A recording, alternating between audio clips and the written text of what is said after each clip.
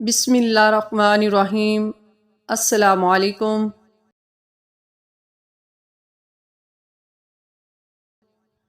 یہ بہت ہی آزمودہ وظیفہ ہے۔ اگر آپ چاہتے ہیں کہ ہر جگہ ہمیں پروٹوکول ملے، ہماری عزت ہو، تو صبح اٹھ کر ایک تسبیح یا مقتدرو پڑھیں، عزت میں اضافہ ہوگا، کوئی مشکل پریشانی پیش نہیں آئے گی۔ اس کے پڑھنے کی وجہ سے آپ جہاں بھی جائیں گے، ہر کوئی آپ سے عزت سے پیش آئے گا، ہر کوئی عزت دے گا۔ وضو کی کوئی قائد نہیں، بہت ہی زبردست عمل ہے۔